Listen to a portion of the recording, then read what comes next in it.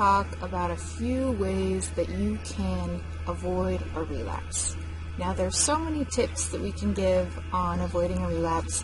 I just picked 6 that I thought were really important and I wanted to cover today. So if you find these helpful, I can keep doing videos like this and keep doing more tips for how to avoid a relapse, because there's so many.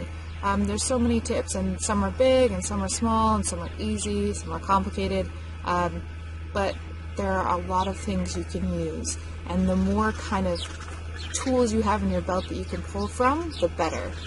So if you find this helpful, let me know, and I'll keep kind of putting out tips and putting out pointers for you guys, and also just to kind of keep it fresh on your mind as well. So 6 tips to avoid a relapse. Now, the first tip is get support, okay?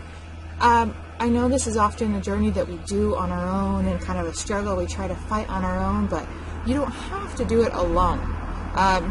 So when I say get support, that can be directly for what you're struggling with. So maybe a friend knows what's going on and you can call them, or maybe you join a community or a board and you can reach out to them and get support.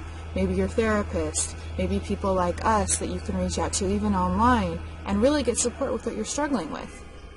The other thing that you can do is just use people in your life to talk to. Maybe they don't know what's going on, but maybe you're struggling. You can call them and talk about something else, just to engage with somebody and kind of get your mind off it and get a little help that way.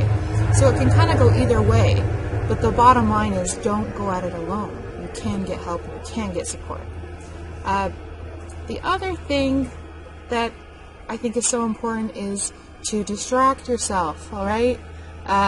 We talk about coping, and there's so many coping skills that I have and that I teach people, but sometimes you just need to distract yourself. You just need to get your mind off of what's going on. And sometimes that does help process it in and of itself. But get your mind off of what is going on. Get your mind off of that urge, which usually means engaging in something else, engage in activity, play a game, do something that gets your mind off of what it's focusing on now and it's hyper-focusing on, and put it onto something else. And in that same vein, another one that I wanted to mention was to wait it out. Okay, don't engage in the urge in that moment. Make a promise to yourself that you're going to wait, you're going to fill it out, you're going to put some time and space in between acting and the urge. So usually that space can give us enough time to process and work through, and really in that time reaffirm to yourself that this will pass. This urge is temporary. It feels like I have to act on it and I can't get through it right now, but you can. So work through that a little bit and reaffirm to yourself that you can and that it is temporary. Sorry about some of this noise. I'm outside right now. It's beautiful and lovely, but there is a little bit of noise going on, so I apologize. So the other thing that I think is really important is to change up your routine. Okay, we get caught sometimes in these patterns of behavior and we don't realize that our whole routine is a part of it. So maybe you go to work, you come home, you go to your room, you grab your computer, you sit down, and you start looking at porn. That is a whole pattern, and there's a whole chain of events that are leading you up to that, and you're just caught up in that cycle. So sometimes even changing one small thing in that routine can switch it up enough that you can manage it and you don't just go right into that habitual action. So maybe that's when you get home, you don't go right to your room, or you don't go right to your computer. Maybe you have some work to do or you want to play a game, go to a public space and do it. Just switch up your routine in some way and see how that impacts your urges and impacts the whole rest of your night playing out. It can make a really, really big difference. So switch up your routine, switch up your cycle and your behavior. The next one is have a relapse prevention plan ready. You know, whether this is a huge issue for you or whether it's kind of a small thing that you're just trying to work through, make a relapse prevention plan for how you're going to stay away from pornography.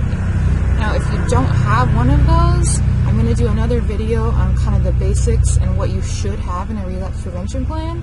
And we also go over this and help you in depth in the Porn Reboot program. So if you need more help on that, check those out. And we can definitely help you because this is so crucial and so important to lasting recovery.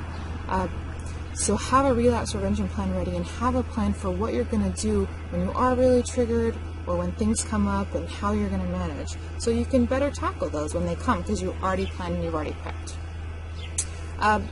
The other thing that I think, the last one I kind of want to address here is to avoid the situations that you know put you at risk. Maybe that's certain friends, maybe that's certain movies, right? Maybe that's certain online sites, maybe that's certain games. Don't go there.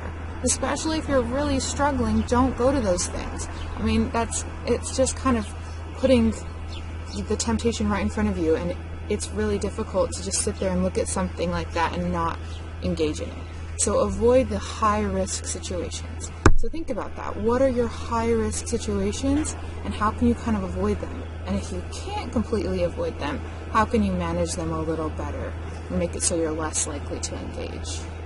So, the 6 tips that I have for you today: get support, distract yourself, wait it out, change up your routine, have a relapse prevention plan ready, and avoid situations that you know make it more likely for you to relapse.